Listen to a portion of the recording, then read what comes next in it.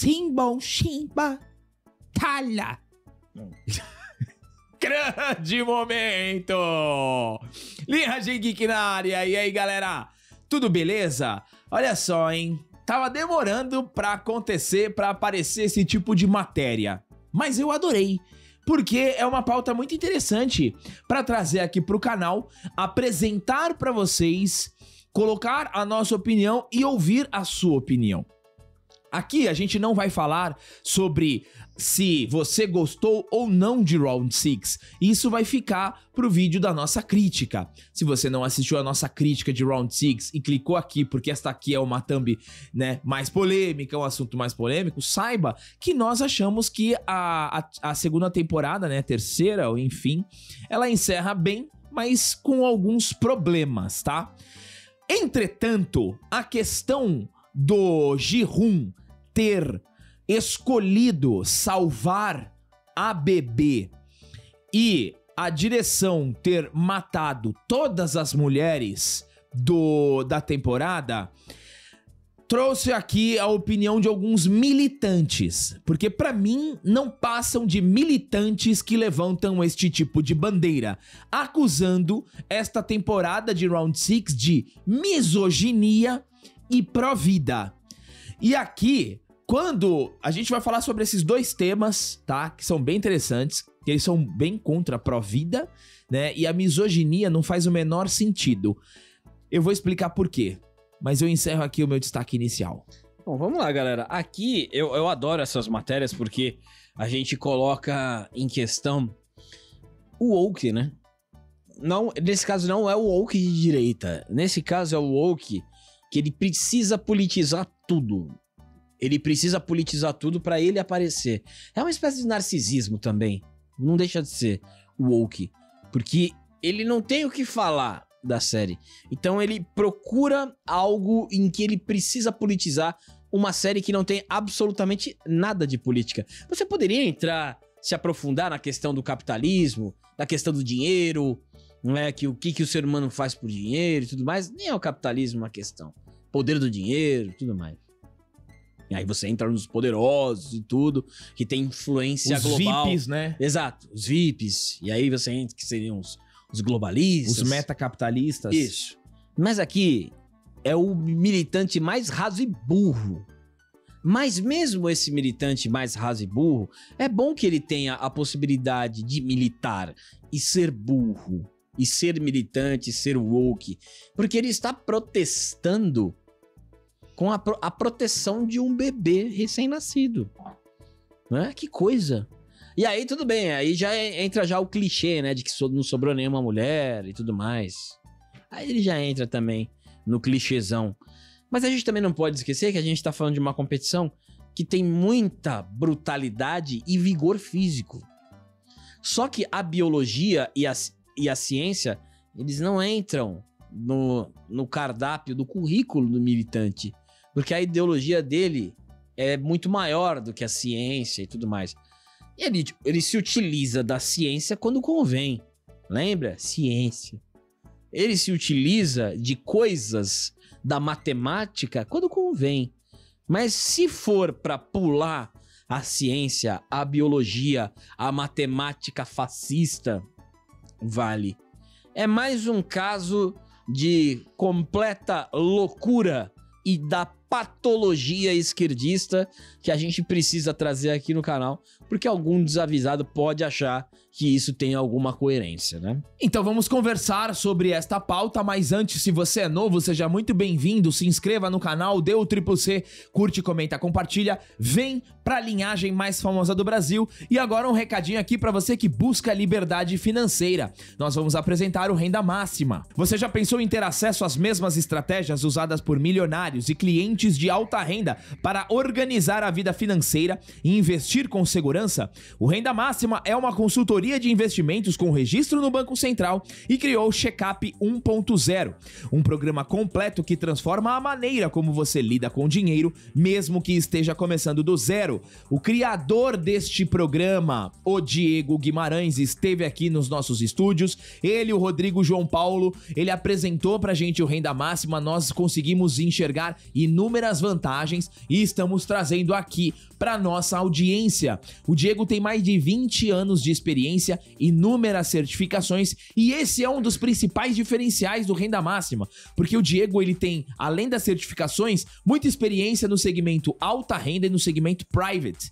E para quem que é o Check-up Financeiro 1.0? É para quem busca assumir o controle do próprio futuro financeiro com clareza, acesso e liberdade. É ideal para profissionais liberais, autônomos e investidores, famílias que desejam tomar decisões com segurança sem serem reféns de bancos. Faça o seguinte, se você busca segurança, estratégia e liberdade, no primeiro link na descrição ou no primeiro comentário fixado, você entra e saiba mais, conheça o Renda Máxima, eu tenho certeza que vai ser ótimo pra você.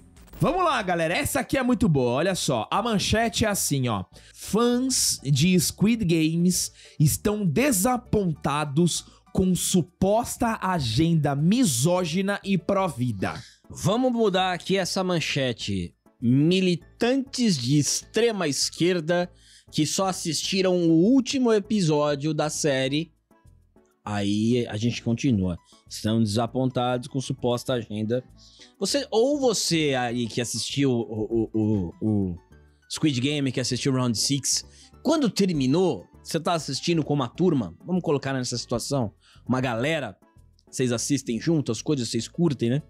Aí vocês olharam, quando acabou, subiu The End e crédito, você olhou pro seu amigo e falou: que misógino essa série? Pró-vida ainda. Não, isso são termos de pessoas militantes. A gente sabe muito bem como é que são essas palavrinhas aí. Então, não são fãs de nada. Eles podem ser fãs do Boulos, do PSOL, mas não é fãs de Round 6, não. Ó, presta atenção aqui, galera. Assim que os fãs terminaram de assistir a última temporada de Round 6, eles recorreram às redes sociais para compartilhar suas reações e opiniões sobre a série. A jogadora 222 Jun-hee e o jogador 456 Seon Ji-hoon se tornaram o assunto mais comentado desta temporada. Muitos se perguntavam o que aconteceria com Jun-hee e sua filha se ela não tivesse nascido. A pergunta foi respondida quando ela deu à luz a jogadora 222. A cena, no entanto, foi o início de críticas. Ela foi imediatamente seguida pela morte de Yoon-ju pelas mãos do pai do bebê, o jogador 333. O show prosseguiu e causou uma série de mortes prematuras de vários membros do elenco principal, incluindo a própria Jun-hee e Ji-hoon, que se sacrifica para garantir que o bebê sobreviva. A temporada final é chamada de misógina e pró-vida. Os internautas logo criticaram a trama, classificando a série como misógina por matar todas as personagens femininas no quarto episódio. Muitos criticaram a falta de protagonistas femininas no final. Isso é um clássico. Isso é um clássico, mas aqui tem um erro brutal, Sim. Tá? É erro brutal. Por quê? Na primeira temporada, sobra o Ji-hoon, um amigo dele e a menina, né, que acaba morrendo. E aí vai o Ji-hoon e o amigo dele pra final. Então você também elimina várias mulheres, tá? E no final só tem 2 caras. Aqui acontece a mesma coisa. Aqui no final vão só os caras.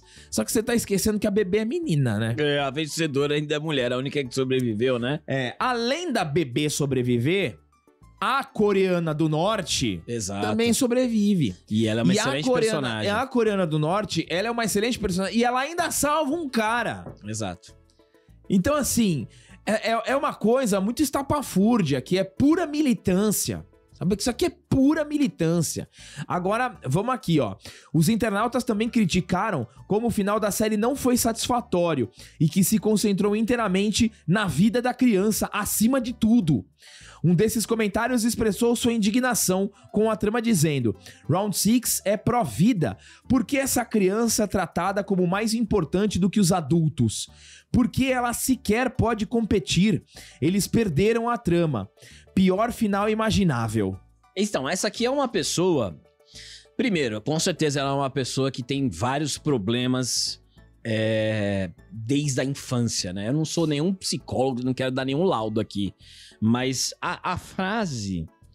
Porque a criança é tratada como mais importante do que os adultos... Essa pergunta que ela faz já mostra o quão boa é essa pessoa. Ela é tratada porque ela é um ser que precisa de proteção. A criança precisa de proteção. E o Ji-hoon é esse protetor. Ela precisa de proteção.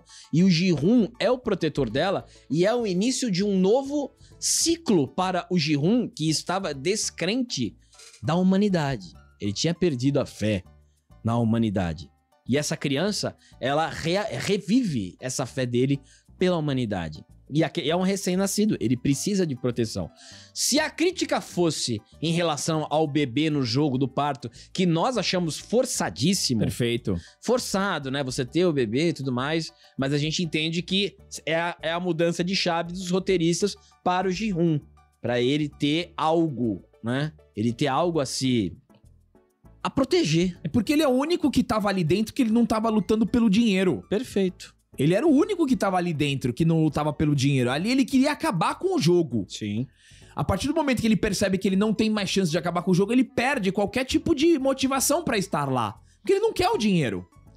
Só que aí, quando nasce a bebê e a velhinha, ela passa essa responsabilidade pra ele, ele ganha essa responsabilidade. E aí, o que acontece? A gente também comentou na nossa crítica que o bebê, ele serviu como um fator motivacional, é um componente diferente ali no jogo. Em alguns momentos atrapalha. Sim. Em alguns momentos quebra a imersão. Agora, você justificar o sacrifício do Ji-hoon, que foi altamente heróico, que foi altruísta, como uma mensagem pró-vida... A pessoa é a favor da morte, né? Aí é completamente, porque cara. Porque você ser pró-vida é ruim, então você tem que ser pró-morte, né? Eu acho que seria extremamente impactante, por exemplo, se algum deles matasse o bebê, tá? É muito, né? Seria muito impactante. Eu não posso dizer se eu ia achar legal ou não, mas seria muito impactante se o bebê morresse. Não é de se surpreender, porque esse comentário é alguém que é a favor do aborto, né? Que é o pró-morte, certo? Então, é isso. Agora, uma coisa interessante é que provavelmente essa turma toda acha que vive numa sociedade machista, né? Misógina, pró-vida e tudo mais. Essa pessoa, se ela tivesse uma sociedade, ela mandaria todas as crianças pra guerra, né? Mandaria todas as crianças, porque os adultos são mais importantes. Você começa a treinar a criança, né? E manda todas as crianças pra guerra. E não parece que no mundo dela, o mundo real, os homens vão à guerra pra poupar as mulheres e as crianças. Esse é um sentido básico da vida e da história humana. Você poupa as crianças e as mulheres, porque as mulheres também geram a vida. E os homens, que os homens são isso aí. É pra você ser soldado porque você, biologicamente, é mais forte. E tem mais resistência, tem mais força e tudo mais. Então é uma pessoa que não tem a menor dúvida que de 24 horas, 15 passa no Twitter. É, isso mesmo. E aí tem a mentalidade, segue muita gente, né? PSOL, e Erika Hilton. Aí acha que mais ou menos o mundo é dessa forma. Agora eu quero que vocês prestem atenção nesse outro comentário aqui, galera, ó. Outro comentário, tá? De um outro terráqueo. Aspas. Eu ia dizer que a terceira temporada de Round 6 é extremamente misógina, mas lembrei que metade dos membros masculinos do elenco são realmente misóginos, agressores ou abusadores. E tudo isso fez sentido pra mim. O programa estava sendo recebido com muito ódio e críticas, esperando-se que os jogos terminassem com a morte de Ji-hoon. No entanto, a possibilidade deles continuarem os jogos deixou muito decepcionados. Vamos lá, ó. Aqui. Quando ele fala, né, que os membros masculinos são misóginos, agressores e abusadores, presta atenção aqui, meu amigo. Você tá num jogo e as condições do jogo, elas são iguais pra todos. Eu acho que ele quis fazer um link com o velhinho que foi acusado na vida real. E aí ele fez uma generalização de todos do elenco. Eu acho que é difícil você entender o que tá na cabeça do militante. Sim. Mas eu acho que ele quis fazer um link, que eu acho que o velhinho lá, ele foi Ele foi acusado depois de abusar... Na vida real? Na vida real. É, isso eu não vi, não. E aí aqui ele coloca o elenco inteiro. É. Não só o velhinho. Ele pega... porque tem todos são. Sim. Também é um clássico do militante, né?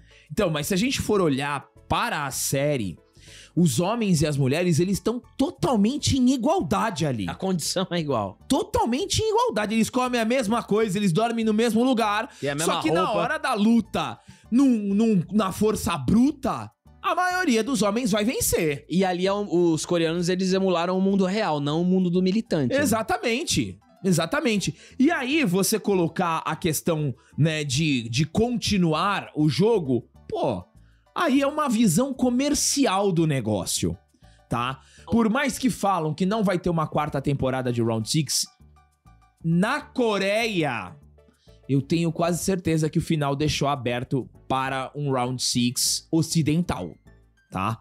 Eu acredito plenamente porque, galera, é dinheiro.